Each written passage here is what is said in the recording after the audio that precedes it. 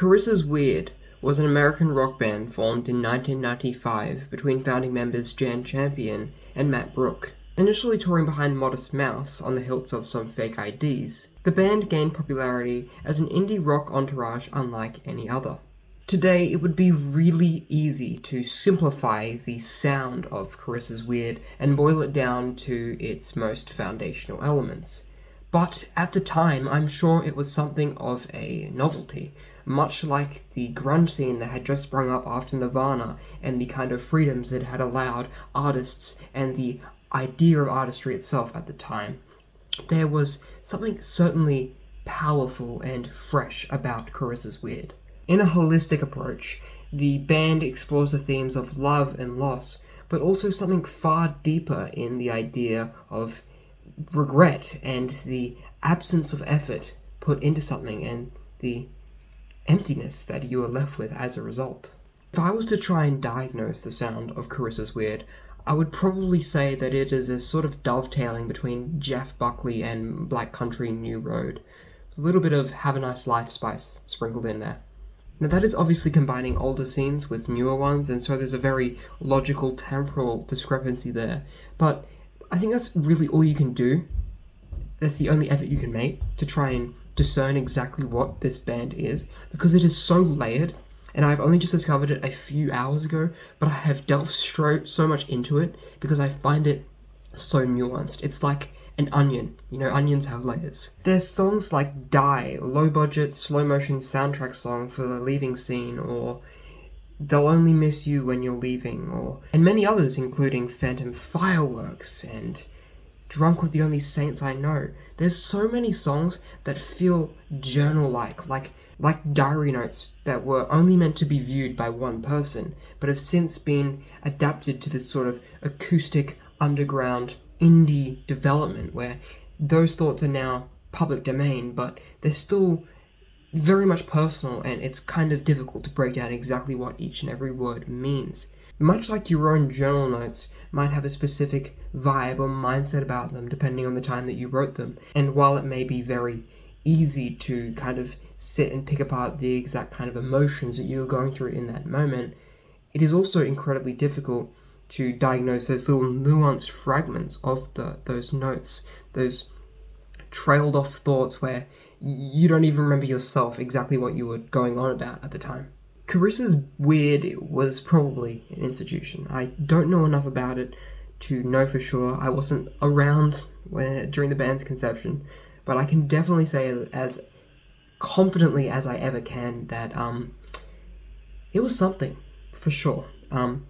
I've headed the video with the idea of talent and tragedy because, as we'll get into very soon, the band had a rather unfortunate demise, but it is still very apparent to me the kind of impact that acts like this have had on the idea of music itself, not only the listening of music today.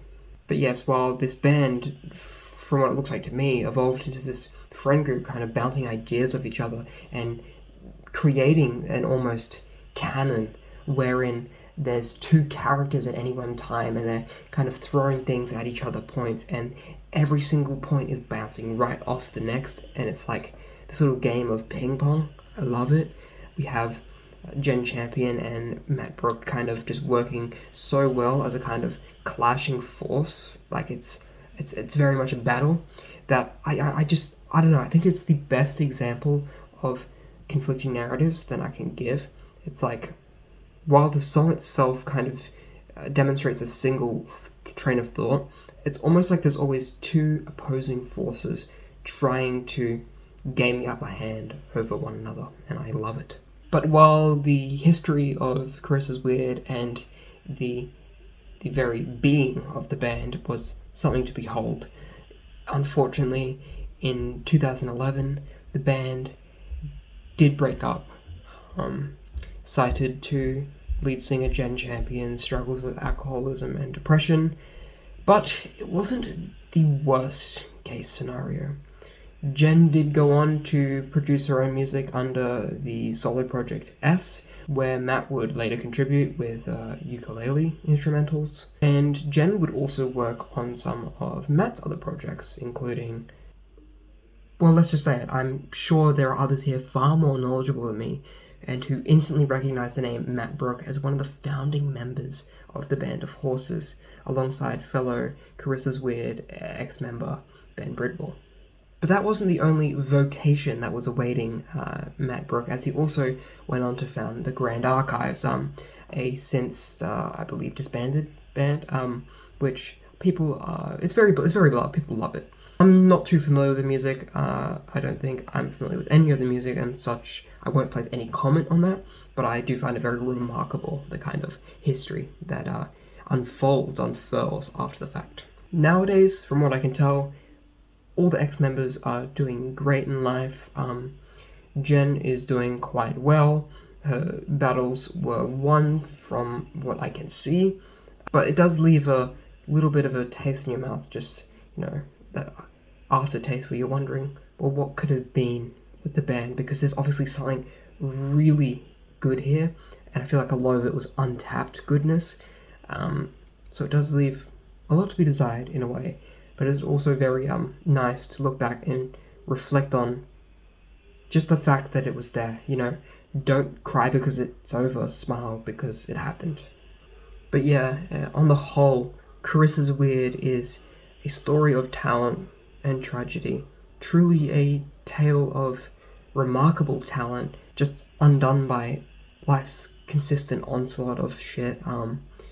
But at the end of the day, I really feel like there is such a beautiful tapestry here to behold, and as such, this is definitely a band that should be studied and remembered, because the sound is just unparalleled in its artistry. I feel like there is such a story here that I'm even yet to happen upon. Obviously, it being only 3 and a bit hours since I've discovered the band, there's a lot here I've still yet to unpack and unlock.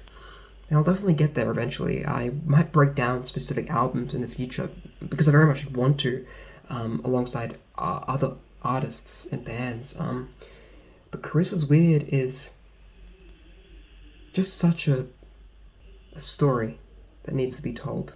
Founding members Jen Champion and Matt Brooke met at the Goth Club, I think it was around 1989 from what I read, and they were fast friends. I believe they worked together at a certain point.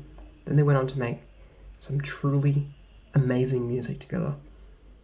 And at the end of the day, I think that's all life really is. That's what it's about. Coming together and making something really fucking awesome.